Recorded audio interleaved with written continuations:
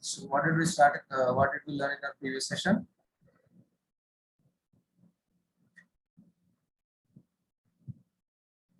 Come on, what did we learn in the previous session?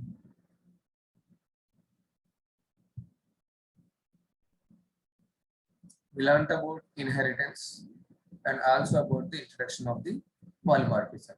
We saw the differences, or we saw the types of inheritance which are available in Java and the types of inheritance which are not possible in Java. So there are 5 types of inheritance, which are single inheritance, multi-level inheritance, hierarchical inheritance, multiple inheritance, and hybrid inheritance.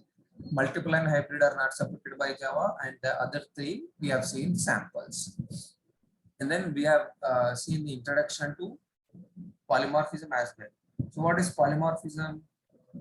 One thing behaving in different ways. That is nothing but polymorphism. A single person behaving in different activities or different ways is called as polymorphism.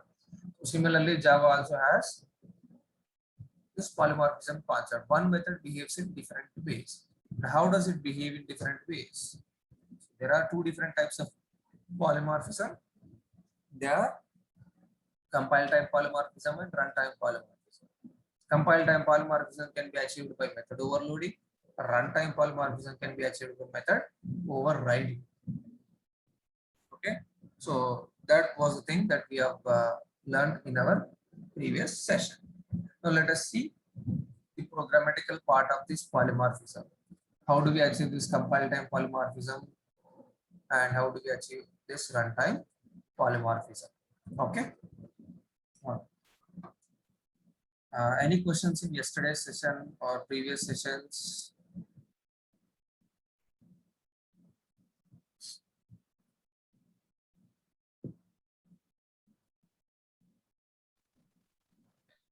So now let us see compile time polymorphism. The other names of compile time polymorphism are static binding and early binding. All the 3 means the same. And to achieve this compile time polymorphism, that means during compilation only the method behaves differently. That means during compilation only it knows that it has different forms. Okay, so that is why it is called as static binding and early binding. This can be achieved with the help of concept called method overloading. Okay, compile time polymorphism can be achieved with the help of method overloading. Now let us see how do we perform this method overloading and what happens. Okay, so I'm creating a new class. Point to remember here is people might ask you. I mean, some people might ask you, how many classes do we need to achieve polymorphism? Okay, for compile time, single class is enough, but for runtime, we need minimum 2 classes. Okay, that is overloading, 1 class is enough. Overriding, we need minimum 2 classes. Please remember that point. For overloading, 1 is enough. For overriding, we need minimum 2 classes. C4 underscore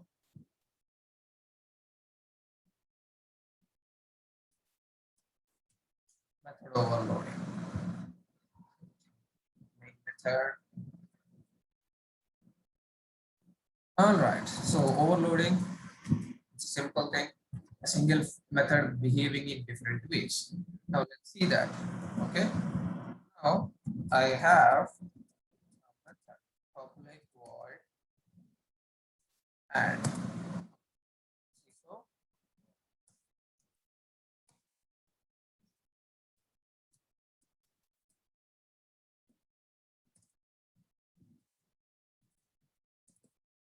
this is add method. That's fine. Now I want to create another add method. Is it allowing me to create the add method now?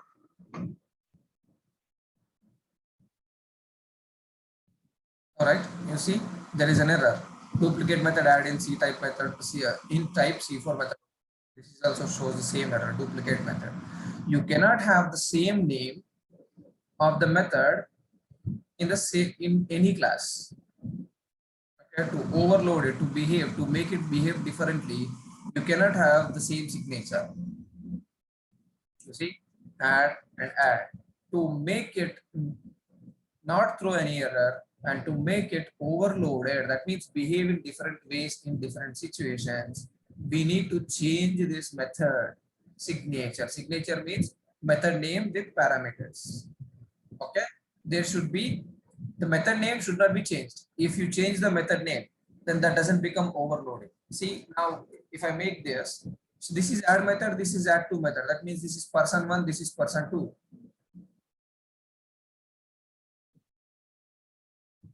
Understand? This is person one, this is person two. These are two different persons, or these are two different methods. Add and add two are different methods. To make it a unit, to make them a single person, or to have a single method with the same name, we cannot have it because it will throw an error called a duplicate method. Right? But still, we want to overload this method, or we want to make this method behave in different ways in different situations. So we should not change the method name. Then what should we change? We can add parameters. I see, I am passing one parameter int a. Now you see the error is gone. Though though the method name is same, when I just changed the parameter, it allowed me to write the same method name. You see, add and add. So when I call this add method without any parameters, that is going to hit this method. And when I pass a parameter to this add method, that is going to hit this method. Okay. For example, I'll say, I'll just write, instead of having write some equals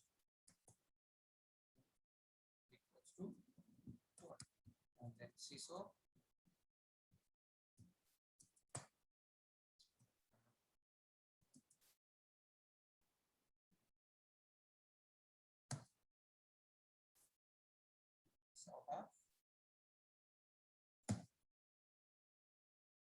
a plus b. This is add method.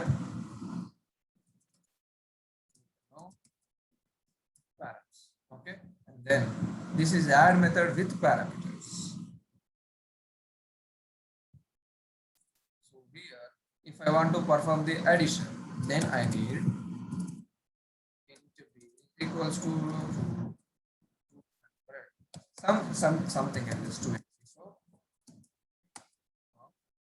a plus b. See here, I am hard coding the two values 10, 9, 20. But here I am passing one value, and always whatever the value I pass, I have to add 200. Okay. Now I will call the same add method. Whenever I call add method without parameters, it behaves this way. It returns 10 plus 20. Whenever I pass one value to the add method, then it behaves in this way. It performs addition for the number which I passed and 200. It will always increases 200 to the number which I pass. So you see now, the same add method. There is no change in the name, method name, but it is behaving in different ways. Only when we change the parameters. That means without parameters, it is behaving in a particular way, and with a parameter, it is behaving in a different way. Right? So this is nothing but method overloading. A single method can behave in different ways. Same add method. There is no change in the method name. But when you change the parameters, it should behave in different ways. This is nothing but method overloading. Okay. Now, if you want me to call, I can call this method. Let's make it static.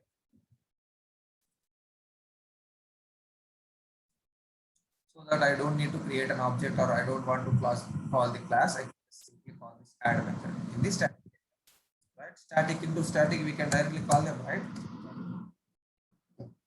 Add of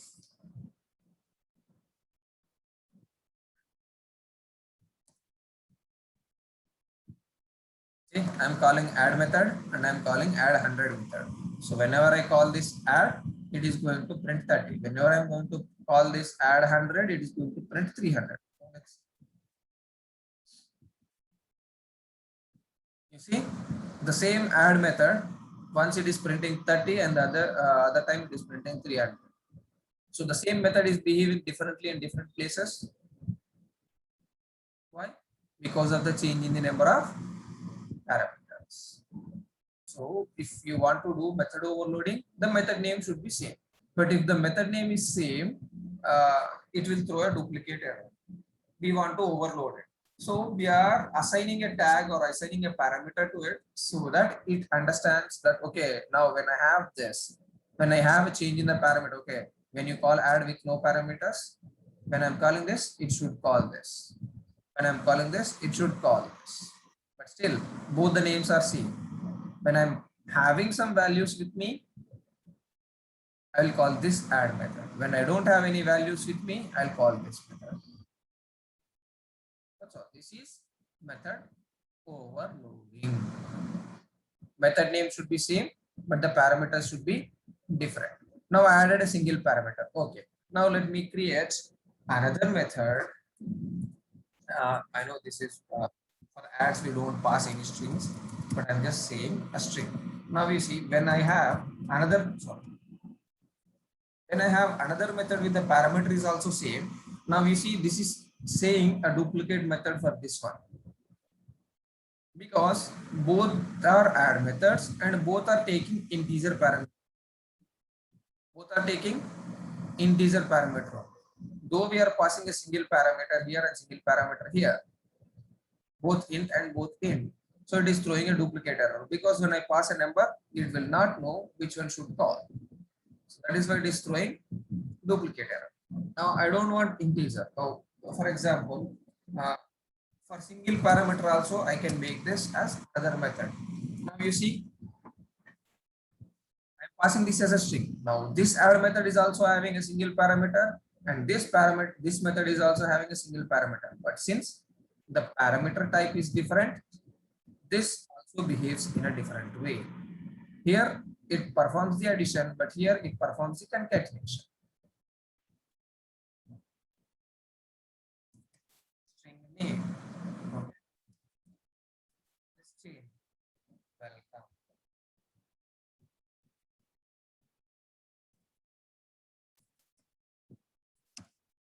Okay. This will become welcome.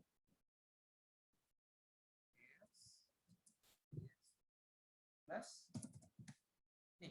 So when I pass a string to the add method, it should print this welcome name. When I pass a single number to it, it should increase 200. When I don't pass anything, it will return 30. Now let's see this. Okay, I did not call the last method. And I'm passing naked. You see the same add method with no parameters, with a single parameter integer, and with a single parameter string. When you change the data type of the parameter, then also it will become an overloaded method. That means a method with the same name, but it behaves differently when you pass different values. Here it is performing concatenation. It is increasing 200. It is adding 10 plus 12. Three different behaviors for the same add method. Okay. So let's see. You see, welcome Nikhil, 30 and 300. 30, 300 and welcome Nikhil. So this is how you overload. Why do you do this? Why do we do this overloading? Why can't we write a separate method like concat name or increase 200 and then add? Why can't we write separate methods? Why should we overload these add method?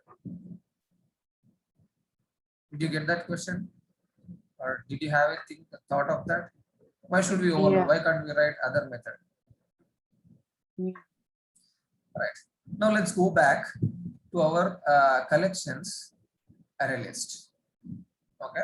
Now here what are we doing? Adding a value to this array list. Okay. Now let's go to this line. Yeah. Here also. What are we doing here? We are still adding Sunny, but at a particular position. Right. So we want to we are doing only one operation, that is what? Adding values to the array list. We are adding Nikhil Gunda to this array list as well as this Sunny to the array list. Okay, so we are doing the same operation, that is adding. But when you do not pass the position here, it is adding by default at the latest position available in this array list. But when you pass this position, it should add at that particular position. So anyway, whether we are adding at a particular position or whether we are adding at the end, we are using the same add method, right? We should use the same add method. We are adding it, same operation, right? Agree? We are using this. We want our intent is to add some names into this array list. Agree? Yeah. Right. Now, if I have an add separate method and then add with position separate method, then will it be easy for us to remember all the method names if you have hundreds of methods? No, right? Right. So that's the reason we go with method overloading. Intent will be same, adding, but based on some values, we are changing the behavior. Like if I don't pass any numbers, it is adding 10 and 20. If I pass a single number, it is adding 200 to it. If I pass a single string, it is concatenating with the welcome. But still, what are we doing? We are adding. We are adding the same.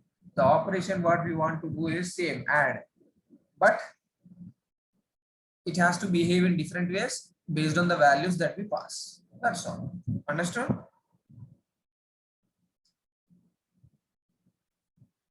So Nikhil, what if we need integer again, twice? We want to add integer twice. So how would that work? You want to add this what we passed integer a? Yeah. Okay. Let's say just instead of string name, we want to add another add one, but in integer. So Okay, we can do that. Yeah, that will also work. That is also as an overloaded method because the number of parameters are getting changed. Now see, I'm going to take this. So the number of parameters are changing now. So integer a. Now I will pass another integer b. Now see the error is gone. So instead of assigning a new value inside this, I'll just assign with two parameters. With just to separate, I'm writing like that. Okay. Now you see that's all. This is also an overloaded method. If I want to call it, I'll call add and then 10 comma or not 10. I'll make it as 150 comma 250. That's all. Two integers now. This was your question, right? Is this Yes, a that's is same as the previous variable, or is it a different parameter? No.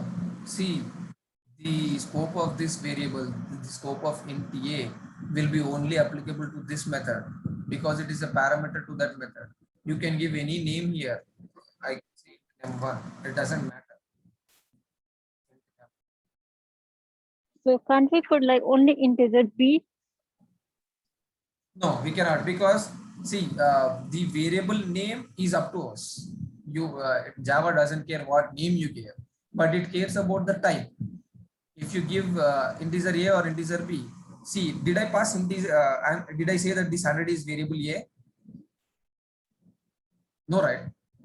By default, it is this 100 is being assigned to a, and then here it is stored as 100 plus 200, right? By default, I did not say that this should go into variable a. Based on the order of the variables, it goes in this way: 150 and 250. So num1 will become 150, num2 will become 250. So if you have both, okay, understood your question. So what I will do is I'll just copy this, paste here. I will change the name to int a. Now see, is it allowing me? No, because Java doesn't care about the variable name that you are passing. Java cares only about the data type that you are passing. You see, what is the error now? rename method add. It is a duplicate method add int, right? Duplicate method add int. Duplicate method add int. It cares only data type. So even though you change the variable name, it doesn't matter because it still accepts a single number, right? Here we are passing a single number. Here also we are passing a single number. Okay. So it doesn't matter what variable name you are using, but it matters what data type you are using. Okay. Is that clear?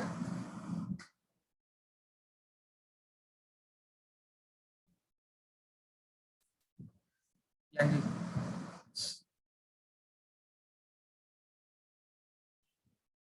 Okay. So now you see it is behaving in different ways when you have different parameters. Single parameter it is printing 10 and 20. Without parameters it is printing 10 and 20. With one parameter it is adding 200. With a string parameter, with one parameter but that is of type string, then it is concatenating. And when you have two parameters passed, it is adding the two parameters what we passed, right? So the same add method behaving differently when you pass different parameters. When you pass different parameters, this is nothing but method overloading. Okay. Now here we have another concept. See, now here I'm passing only two integers, right? Now I can have the same method. One is integer and the other one is string. Something. I'm passing two things. Now you see there is no error. We can have the same number of parameters, but if the parameter type is changed, that's all. Then this becomes an overloaded method. Okay. This is add method with one int, one string params. That's all. Okay. So Nikhil, you mean to say that if let's say I want like third parameter integer too, so it means like I have to write 3 times integer, right? Yes, exactly. Okay. This is what you are saying, right? If you want a third parameter, then you can add third parameter. Okay. Basically, the parameter has to be unique. Exactly. Parameters should not be matching. Parameter type, parameter variable name, it's your wish. You can have any name because these variable names are given to us. These variables names doesn't have any value outside this method because this parameter scope is only within this method. Okay. So whenever you are calling this particular method, whatever the values you are passing, you see here I'm passing 150 and 250, but I didn't say that 150 should go into num2, 150 should go into num1. There is no way that we can say that. By default, the order of parameters, you gave 150, this 150 will go into the first parameter. You gave 250, this 250 will go into the second parameter. It doesn't care what name is here.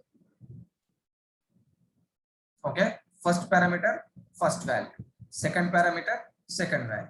This we discussed in methods, method parameterization. Okay. So variable names you can ignore, but you should consider the data types. You cannot have the same method with two same data types. Okay. All right. Now, okay.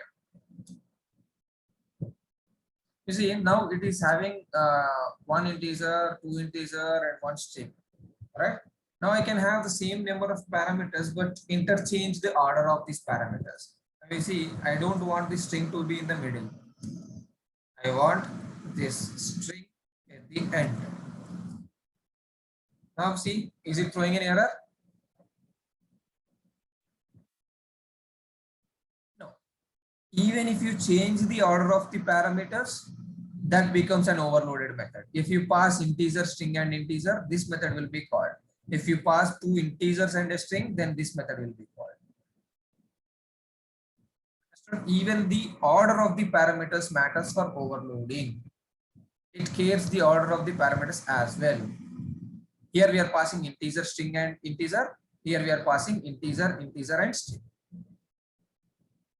So if we change the order of this, then also it will become an overloaded method. Clear?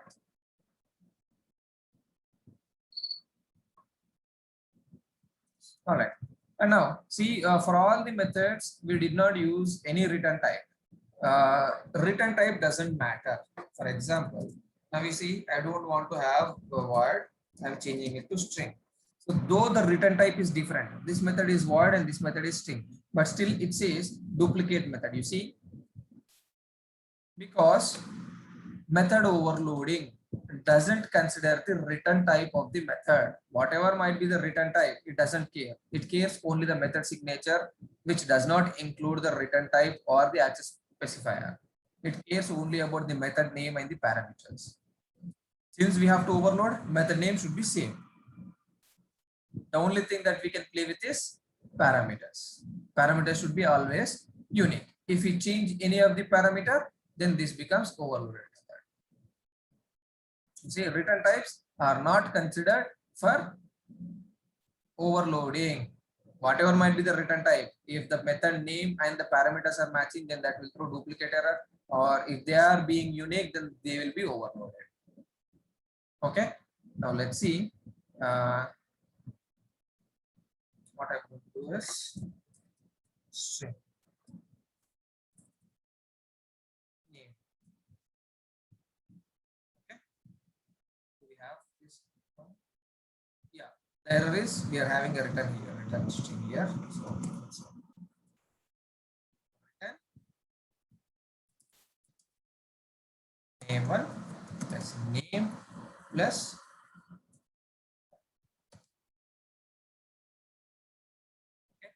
that's all. Now you see the error is gone. Though we have the same parameter, though we have the same method name, we have a different return types. It doesn't care. Even if we have written that different data types, still it will be considered as an overloaded method. Only thing that we have to consider for overloading is parameters. Understood?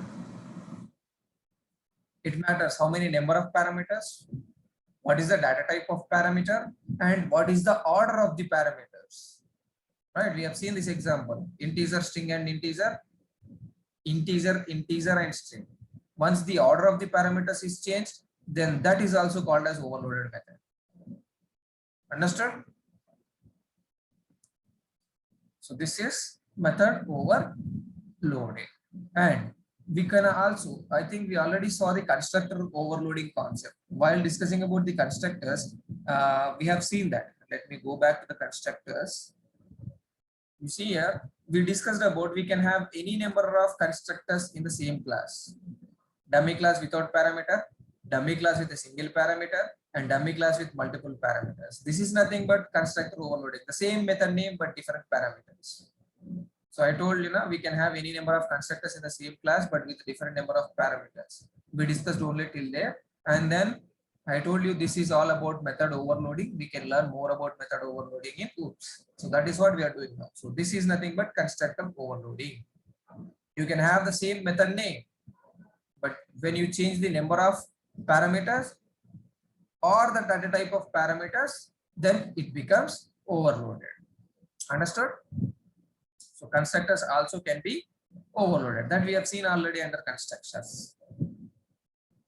This is nothing but overloaded constructors. The same constructor behaving in different ways. When I call this without parameters, then this method will be called. When I pass a parameter and create an object, this method will be called. When I pass two parameters, this method will be called.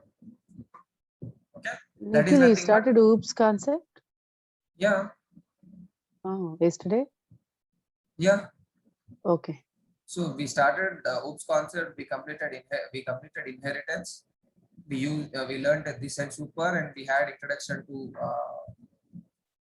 polymorphism. And today we are writing the code directly. Okay. Okay.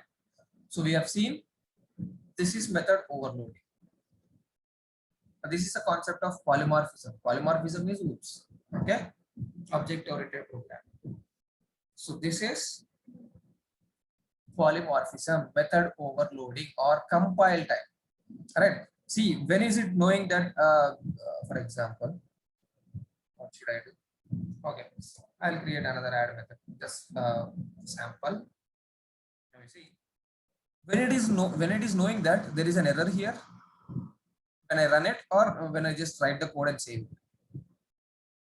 When I just write the code and save it, right? I did not run it. Before running only this class or Java is knowing that this is a duplicate method. Okay. When I pass a parameter, then it is at compile time. Before running only, it is removing the error. Right? When I add a parameter, before running only, it is removing this error. That means before running only, this is being understood as a different method by Java. I mean separate method, not a duplicate method. That means during compilation only. That is why this is called as compile time polymorphism. Okay. All right. Now let's go back to the notes and see if I missed any points in this compile time polymorphism. Let's see this. Compile time polymorphism can be achieved using method overloading concept that we discussed.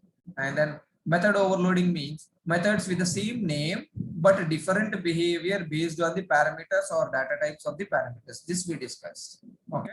And what are the points to remember for polymorphism? Single class is enough to implement the polymorphism concept. This polymorphism concept. Okay. Single class, we did that. We overloaded this add method in the same class, right? This is enough. We don't have to write multiple classes, right? We can overloaded any number of methods in a single class. Now you see here we overloaded only add method.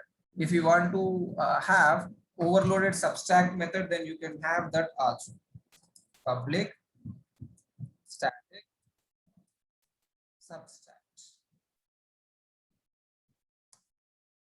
This doesn't return anything. Void. Okay. This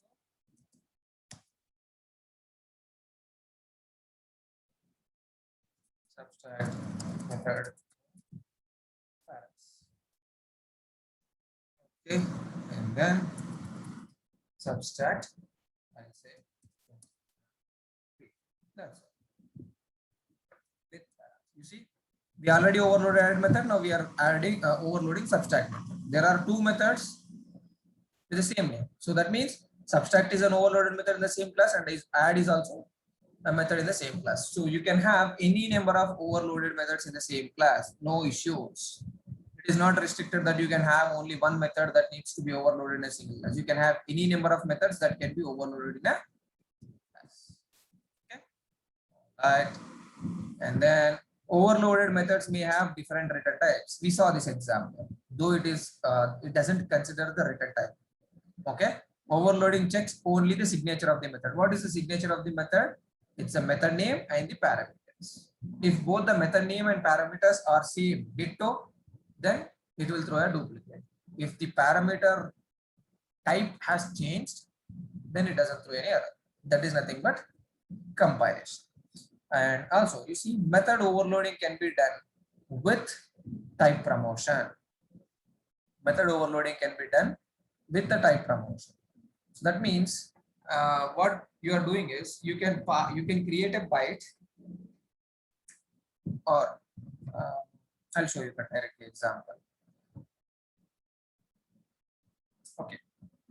Now I'm going to write public static void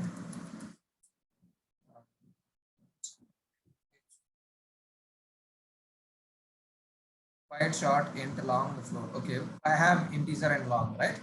So now see here, I will create long variable long head. Okay.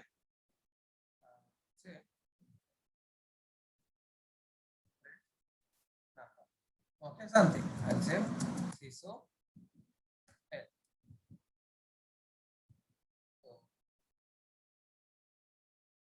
All right.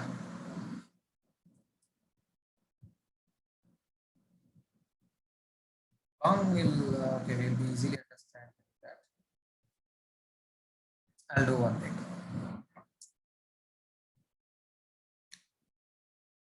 Okay.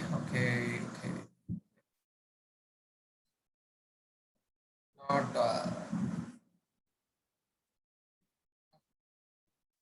short and bite. How should I explain this to you? Type promotion. Short will be automatically done. Okay. So I'll be using the add method, same add method with the long L. Now, add with a single parameter int a. I'll just comment this. I commented this. Then it should throw an error, right? This is an integer. This is not a long number, right? Let me say. So,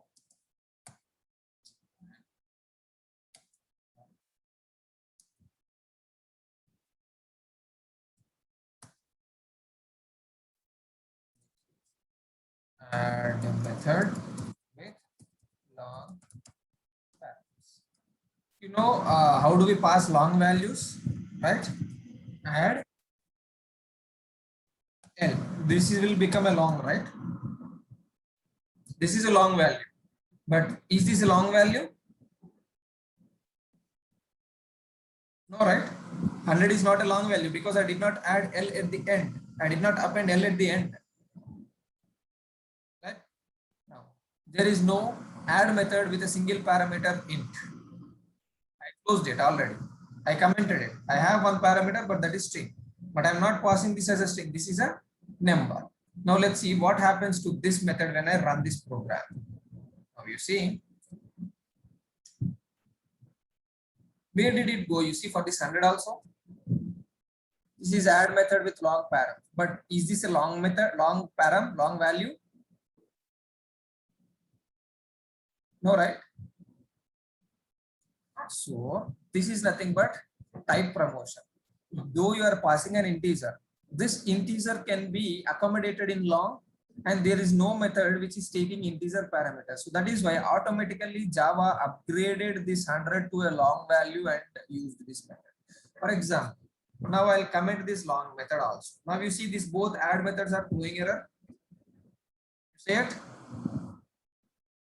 Since integer can be converted to long, this automatically converted this 100 into long and then printed using the same long method. You see for 100, this is add method with long parameters, and this is also add method with long parameters for both the values. Because add method with integer is not present. Okay. So long is bigger than integer. So automatically it converted this integer value into a long and then printed it. Now I've commented the long value. I will uncomment this integer value. Okay, now let's go down and see. You see the integer value error has gone. It doesn't throw any error. When I run this, it is going to call the integer method. But you see, it is throwing an error. What is it saying? The method add int is not applicable for arguments long. We have a method for integer. We do not have a method for long. You cannot pass a long value to the method which is taking integer as input, because long is bigger than integer. You cannot reduce the value of long to integer, but you can increase the value of integer to long, right? You understood the concept? You can see if the add method with integer is not present and then add method with long is present. See, both the add methods are able to run. Now let's see that.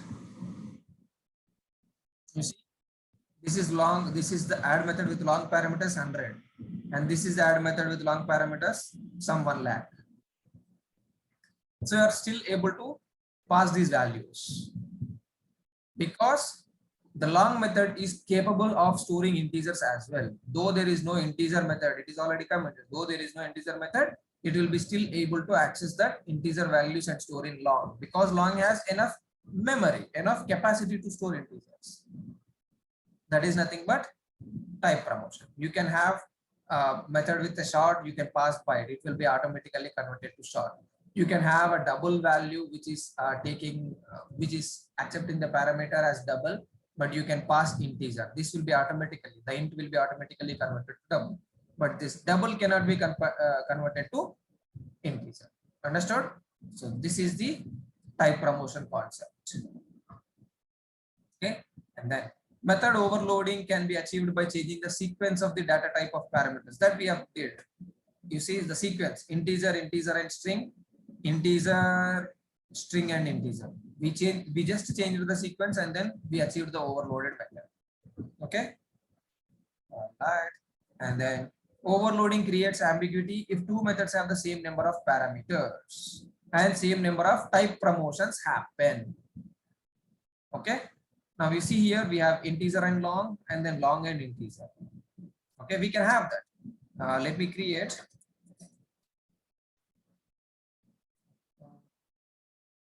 a method. Public static void multiply. Okay, multiply. One is short number one, and second parameter is integer number integer and then float. Okay, I have integer and float number one and number two. Then this is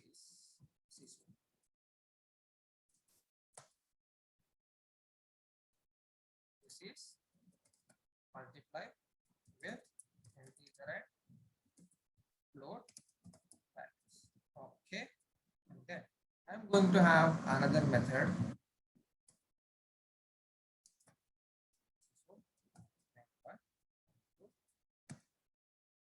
Okay, I'm going to have another method. Okay, here I'm going to change the order of this float and then int. Okay, this is float and int. Okay, again same num1 and num. Now you see this is an overloaded method, right? Multiply num1 and num1 and num. Okay. Now I am going to call multiply method. Multiply.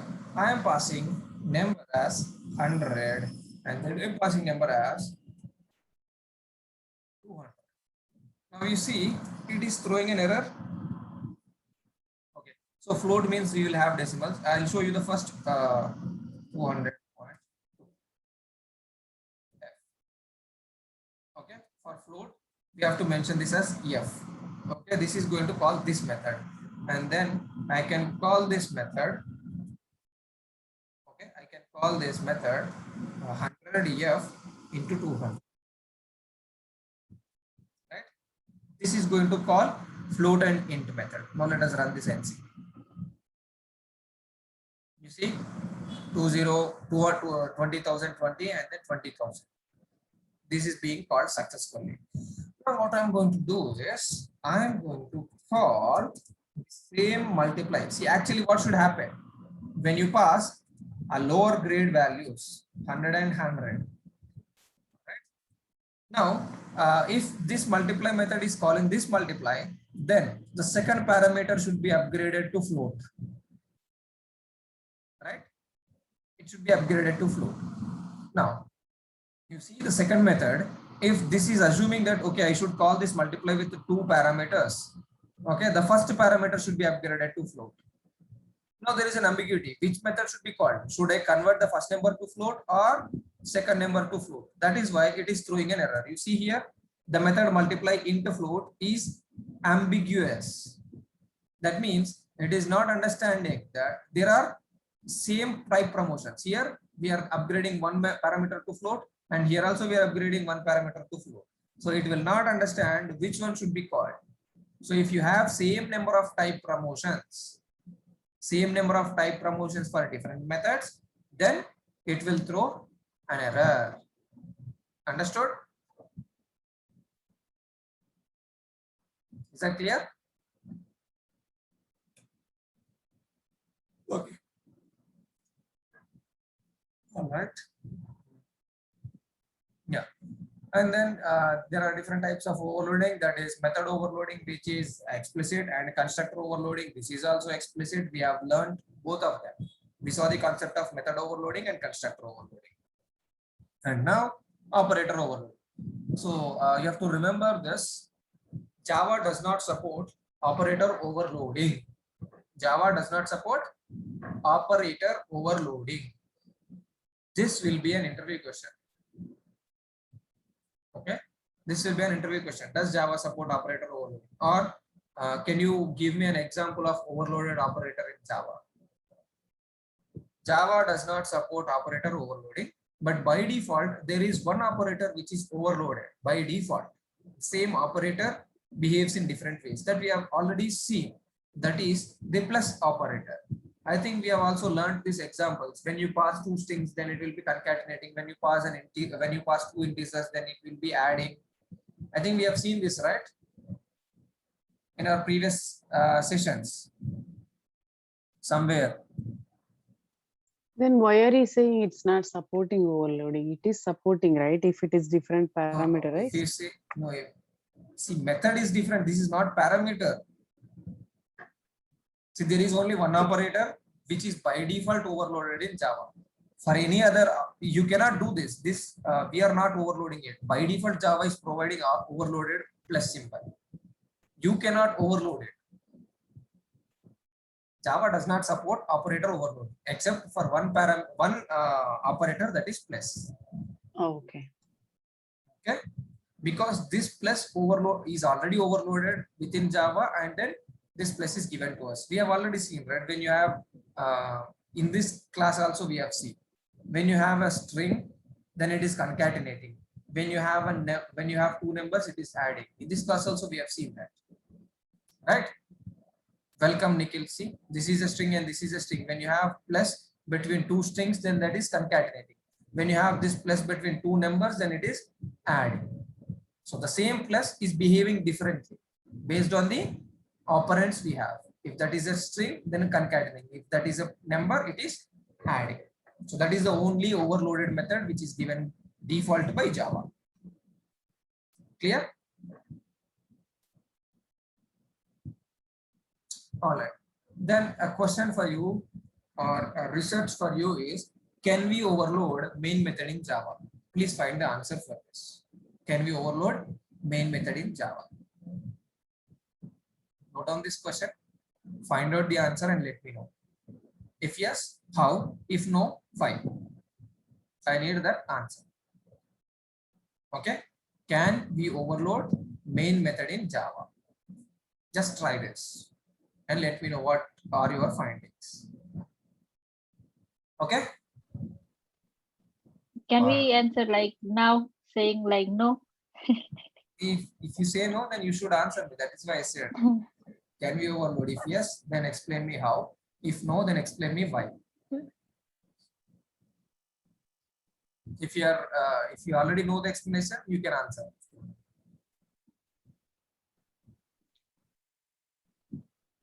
You said no, na? So why no? Yeah, Why no? I don't know, but I feel like it's no, because main method is, there should be only one main method, right? So exactly. So main method should be only one method, and the purpose of the main method is to show the compiler or show the JVM from where to start your execution. So if you are overloading this main method, then JVM will get confused from where to start. Right? And the syntax of main method, if it has to be a main method, then the syntax should be string arguments only, right? Where did I write that main method? Yeah, this only. When you have only this as a parameter, then that will be treated as a main method. When you change this parameter data type, then that won't be treated as a main method. So obviously you cannot overload main method. Good attempt, Yanji. Okay, so we cannot overload main methods because the syntax cannot be changed for the main method. If you change the syntax, then that will be not treated as a main method. That will be treated as a normal method. So we cannot overload main method. All right. Now let's see the runtime polymorphism, which is method overriding. Okay. We still have half an hour, so I'm just going with runtime polymorphism myself. So this is method overloading is done. Now let us go with method override. New class c5 underscore method override. I need minimum 2 classes to perform this overriding. Okay. So the difference between overloading and overriding is overloading will have the same name with different parameters so that it will behave differently in different situations. But here what we are doing is the name itself says we are overriding it. That means the old one, the previous one will be completely overridden. Will be completely overridden. Okay. So to override it, we should have everything same, but the behavior should be changed. Right? So that is why for overriding, to see the overriding behavior, we need minimum 2 classes. Okay. So I'm creating class. Okay, I created a class. And now I will have a method over here, public static void. Let me see what example did I take for override. I'll take the same example.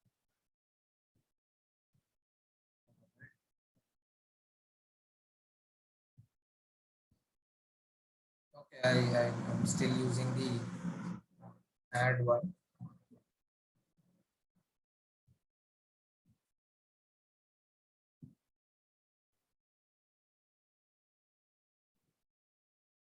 All right, fine. Yes.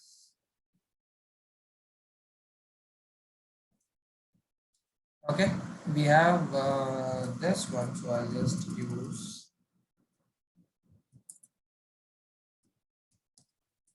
print names. Okay, this is a method which is printing names. Okay, this is going to print, I'll say courses.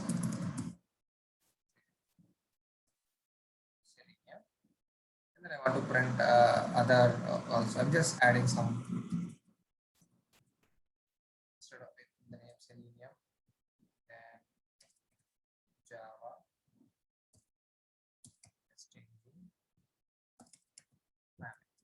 Okay, so I'm adding these courses. Now I'll have the same method, public static void print names in this class as well. Okay, but here I don't want to print the course names, I want to print the resource names. Okay, I'll say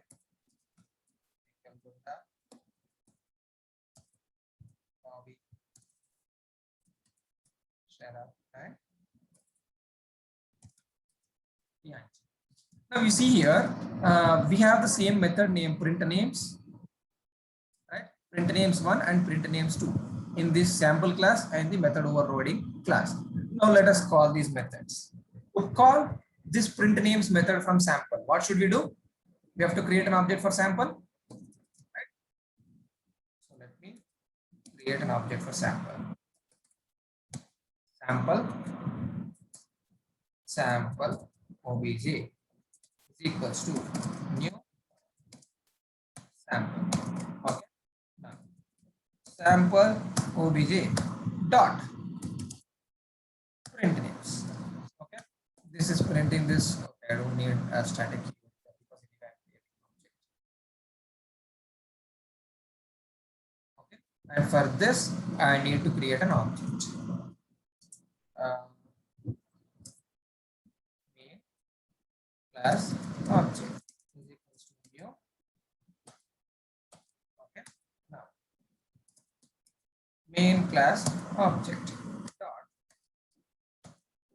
This is how we call it, right? This is a normal without overriding. We have the same name, print names, but in different classes. Okay. Now let's see this. Okay, we are able to print both of them separately. Then where is it overriding? Overriding is not yet done here. This is in separate class and this is in separate class. Now I want to override this print names with this print names method. I don't want to have this print names to be displayed. Whenever I call print names, it should display only this. It should not display this. Then in that case, what we are going to do is we have to extend this. Extends sample. Now we created a parent-child relationship. So overriding can be happening only after inheritance. So only a child class can override the parent class method. Okay, so we have the parent class sample, which is having print names, and we are having a child class which is having print names. Now, when you create an object, when you have this, you can create an object for the child class and convert it to parent class. Okay, now you see child class object. Okay, I'm taking this child class object and then I'm assigning it to the parent object. I'll say this is not sample object, I'll make it as sample parent object. Okay, now you see you can convert this child class object to parent class object because this child class is a subclass of this parent. This is where overriding actually happens. Now you see I'm using this sample parent object, but for which method we for which class, which constructor are we calling? This child class, right? Now if I press dot, you see print names method. From which class this is being shown? Which class method is being shown here? Sample, right? This is a sample class name. See here. You see the print names. This is from C5 method overriding. Okay, and you see these print names. This is will be from. Where is that? Where did that go? Print names. Yeah, sample. You see here. So when I created an object for sample, it is showing this from sample class. See, sample dot print names. And when I create an object for the main class, it is showing the print names method of C5 method overriding. That means this class. Now here also I'm creating a child class object and I'm converting to parent class object. Okay. Now when I do this, which method is it showing? It will be showing a method from parent class. You see sample is a parent class. So then when this method is running, it should print the Selenium, Java, Test Engine, Maven, right?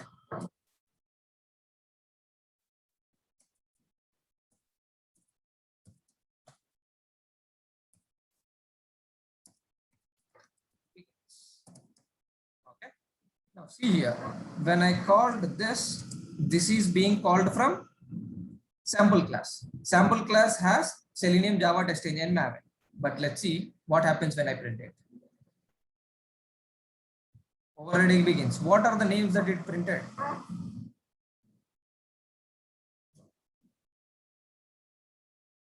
Is it printing Selenium, Java, Test Engine, Maven? I created an object for sample type only, right? I created an object for sample type, and when I'm calling, I called this print names from sample class. But while running or while printing, which names did it print?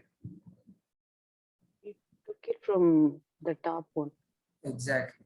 So that means this method print names is being overridden by this print names because we are converting a child type object to parent type object, right?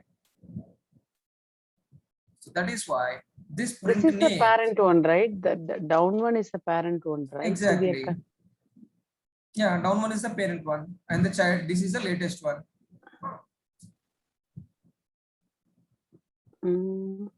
So see, if there is already something existing and then you are doing something new, which one is being replaced, old one or new one? Old one will be replaced, right? So here sample is the parent, that means this is an old one, and this is a child, that means this is a new one. So this is being replaced by this. Didn't get it?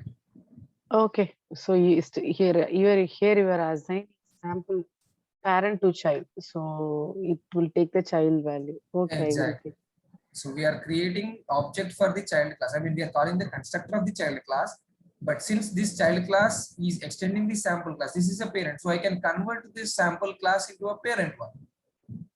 So that is why. See, this is possible because method overriding is of subtype of sample, right? Because this is a child of sample. Method overriding is a child of sample. That means, can I complain about C5 method overriding to sample? I can, right? Can I give instructions of about method overriding to sample? I can, because this is a parent of this. So But that is if I why do the other way, the child to parent, then the it cannot. inheritance habit comes, right? No, it won't come, because you cannot convert a parent object to the child type. You can convert a child object to parent type, but you cannot convert a parent object to child type. Okay, how will I take the inheritance here? Can you go back to inheritance slide once, if you don't mind? Inheritance class. Okay. See, when you give the extend word, Mhm. correct? Yeah. So the C1 is a child and superior is a parent here, Parent. correct? Exactly. Yeah. So when you print out, the child will take the character of the parent. Yeah, it will also get the characteristics of parent. It will get both child characteristics and parent characteristics. Same there also, right? Huh. How it differs, I didn't get it. Okay. See, when I created an object for child class, sorry, parent class, I will be able to access only parent class names. Okay. When I created a child class object, I will be able to access both the child class and parent class. But since print names is the same, I mean, this is a method which is having same name in both the classes. But I clearly mentioned to Java that please take this print names from C5 method overriding. Okay, let me do one thing. I'll add public void.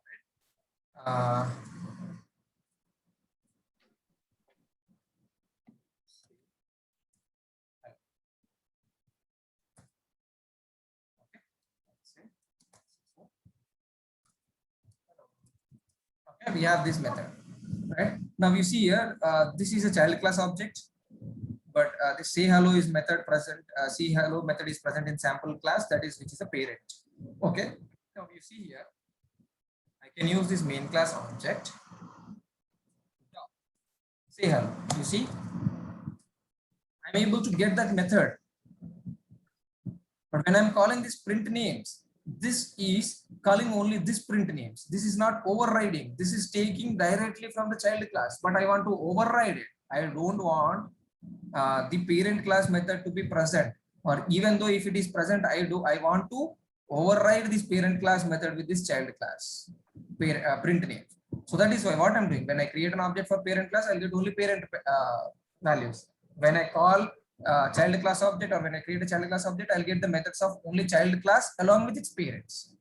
But since this print names is having same name, can you show that result, that inheritance? Yeah.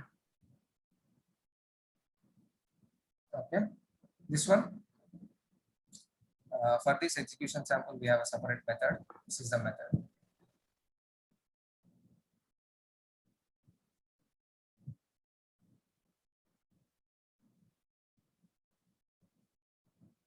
Yeah. 1 second.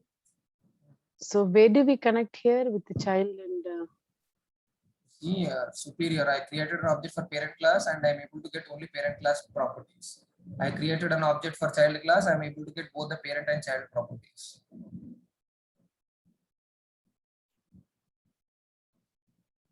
You have to listen the inheritance session, then you'll understand. Sure. What we Okay. are Yeah. doing. Okay. Yeah. Okay. So here, method overriding. When you create an object for parent, you will get only parent methods. When you create an object for child class, you'll get both the parent and child methods. Okay. And then now here, since this C5 method overriding class is the child class of the parent, so I can convert this type of object to this type of object, sample object. So sample object, I am getting the print names from the sample class, right? It is showing that you are getting this method from sample class, right?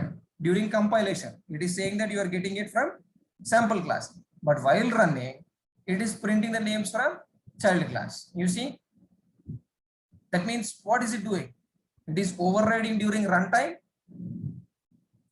That's all. That is the concept of overriding. This is being happening at runtime. During compilation, it is pointing to the sample object only, but at runtime, it is taking from child class. This is nothing but overriding parent class method with the child class method, and this is happening only during runtime. So that is why we call it as runtime polymorphism. Runtime polymorphism can be achieved with the help of method overriding. We are overriding this method with this method. That's all. And this is dynamic binding. When do we use this in real time actually? Why do we need to overwrite? Why do we need to override? You have a method in parent class and you don't want to use that parent class. See, I have, now you see, this is a concept of inheritance. Now I have a sample parent object, okay? Dot, say hello, okay? So now this is of type parent, okay? I have a parent class method print names and parent class method see hello. I am just calling them. But you see, print names, it was printing earlier the course names.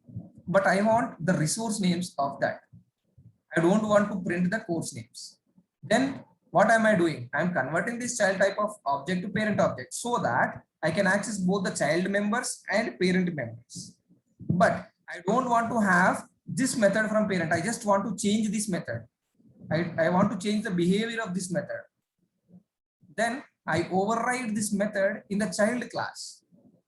So when I'm running this, while I'm compiling, it will show from sample class, but while I'm running, it will print from this. That means you're changing the behavior of your parent. You already have that in your parent class, but you want to change it. For example, let me say, see, you know, recently we see we got a Tesla latest models, autonomous cars, right? It is in boom now, right? No, we have XY, so those stuff. We don't have those model here. Okay, but we have Tesla. You saw that model or advertisement at least, right? Autonomous cars of Tesla, automatic driving, self-driving. You have seen them. That is new in India. No, in US. We haven't got them in India. Okay, fine. Forget about Tesla. You know that there are different cars: Volkswagen, BMW, Benz, Fiat. Yeah. Right? We have different cars. All of those cars are having same features. They have an engine, they have tires, they have steering, they have headlights, they have roof, they have seats. Everything, all the what do we say? All the basic things are same. They have gear, automatic gear or manual gear. All right.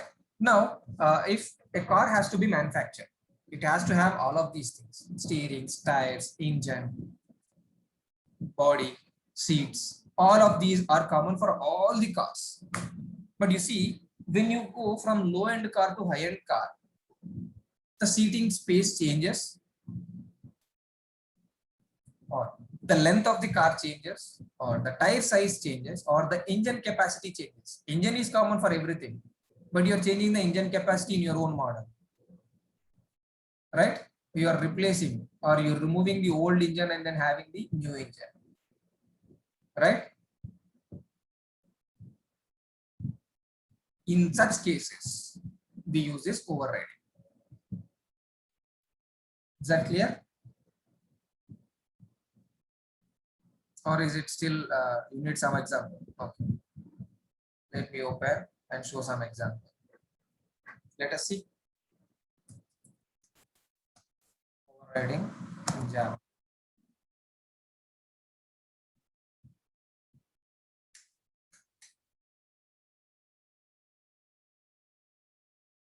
You're able to see my screen, right?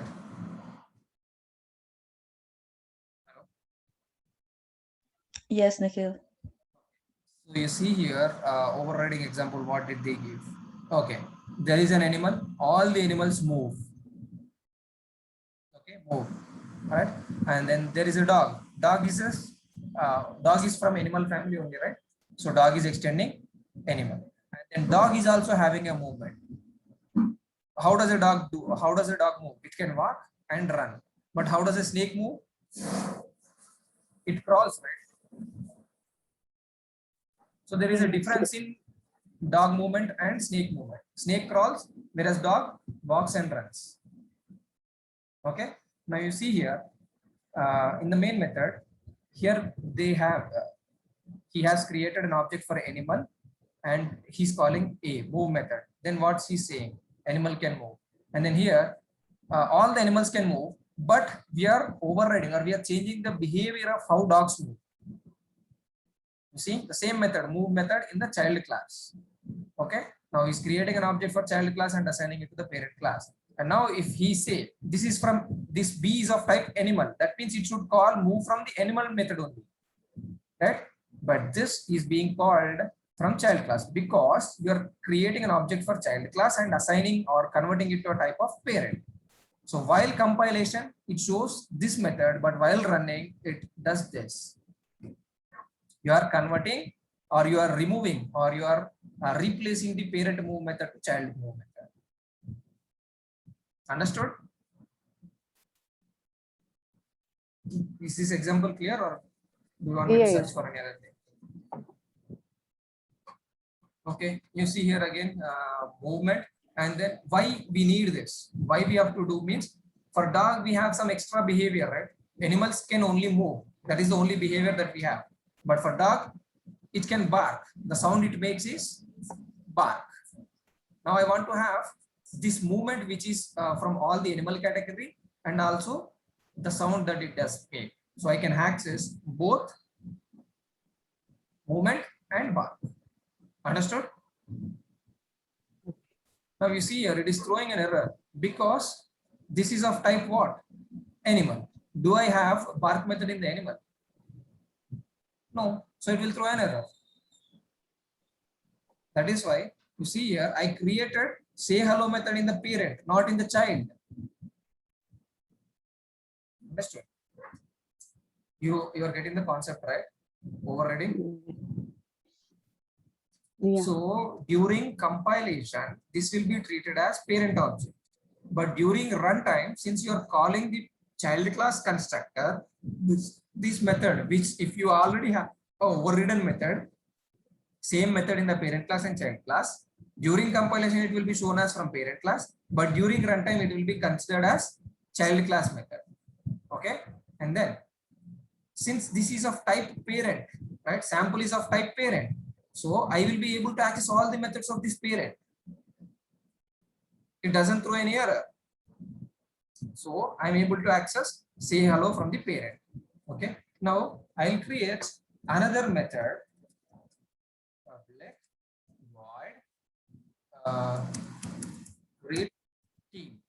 I'm writing some other method. Okay, greet team. And then I'll say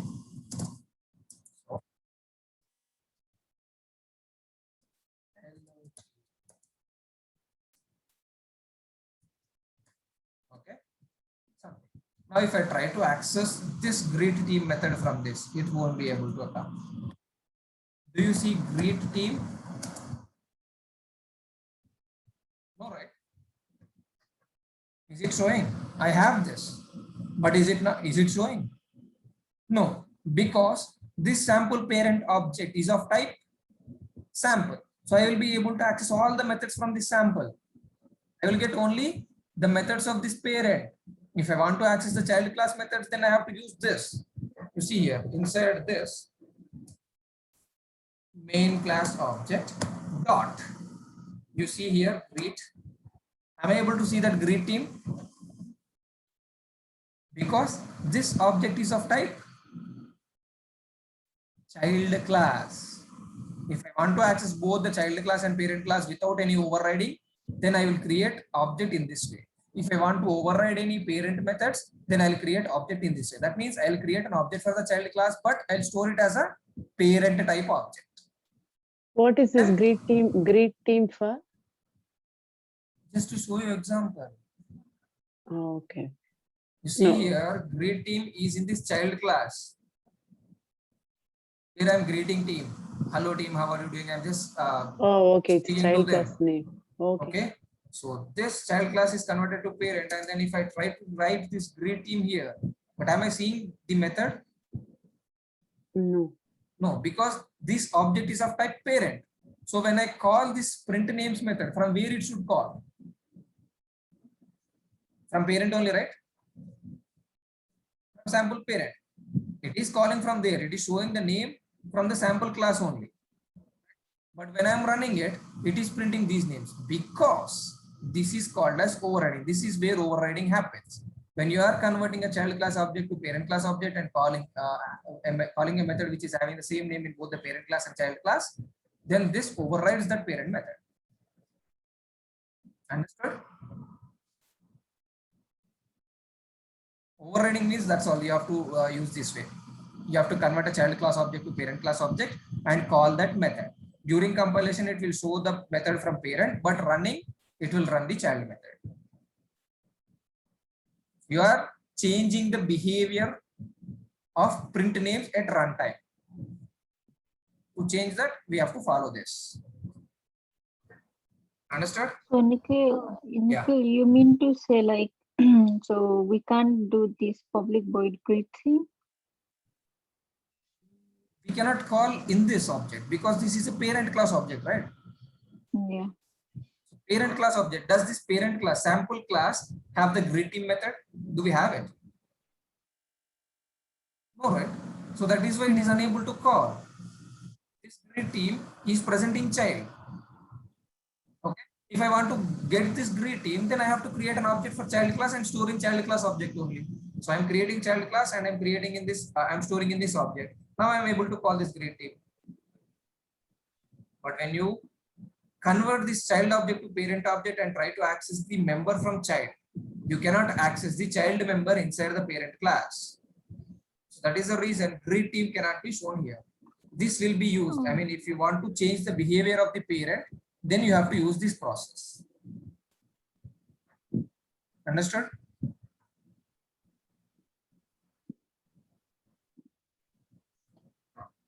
Yeah. Okay, it's already 8:25. We have some more things, the points that needs to be remembered about the method overriding. Let us see this in tomorrow's session. But before winding up, do we have any questions in today's session? Any questions about polymorphism, method overloading and method overriding?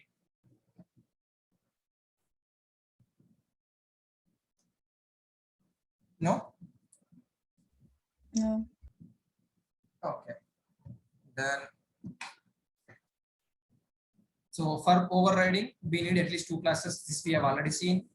And then overriding and overridden method signature must be same. Signature must be same means the including the parameters. Method name including the parameters should be same. That's what we did. Print names without any parameters and print names without any parameters. Both are same names, right? Next. So for method overloading, we do not consider the return type. But for method overriding, the return types are also considered. If you change the return type, for example, I'll say this is a string. Okay.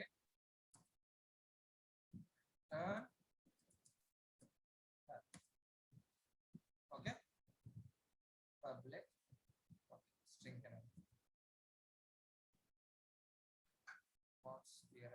Yeah. Now you see here, the return type is considered. What is it saying? You see, what is the error? The return type is incompatible with the sample.print names. Because since Java knows that this is an overriding method of sample class. Here you are having void, but here you are having string return type. Then that is why it is saying this is incompatible with that.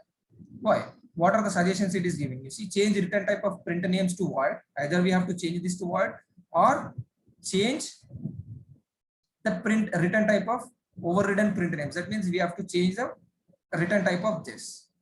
Either we have to change this or we have to change this. That means what? For overriding, it considers the return type as well. You cannot have a different return type for the overridden method. This is the overridden method, and this is the overriding method. This is overriding the other one, right? So this is the overriding method. You cannot have different data type for overriding and overridden data type, overridden methods. If you are returning string here, then this also should be a string.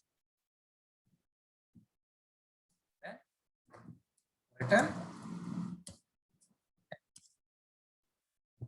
You see, now the error is gone because overriding and overridden methods, return type is also considered for overriding. The return type should also be same. Okay, and then one cannot override final methods, static methods, or private methods. You know this why, right? Final means one cannot change it. So when you are unable to change it, then how can you override it? You can't. And then static methods are specific to that particular object or particular that class. So you cannot change objects of that class in another class. And private, you cannot, you won't even access those methods outside the class. So you cannot override it. Right? So we cannot override final, static, and private methods. Just remember this. We cannot override final methods, static methods, and private methods. Okay, and can perform upcasting of objects that we have seen already. We are converting this child class object to parent class object, then only we will be able to override it, right? This is nothing but upcasting of child class to parent class. Okay, and then this is a Selenium example that we'll see a little later. Okay, and if you are overriding the method, then overriding method will be invoked. If no overriding method, parent class method will be called. That we have already seen, right? If there is an overridden method, print names, there is an overridden method in the child class, so this is being invoked. But say hello, this is from the parent class. There is no method which is related to say hello in the child class, so this is invoking parent class say hello. That is what I have written here. Okay, and then overriding is applicable only for methods and not variables. You cannot override variables, only methods can be overridden. That's all. This is all about polymorphism. Tomorrow we can see the other concepts, that is encapsulation and abstraction. Those are small topics we can complete in a single session. Okay, all right, any questions? No. No, Nikhil. Okay, bye bye. Okay, bye.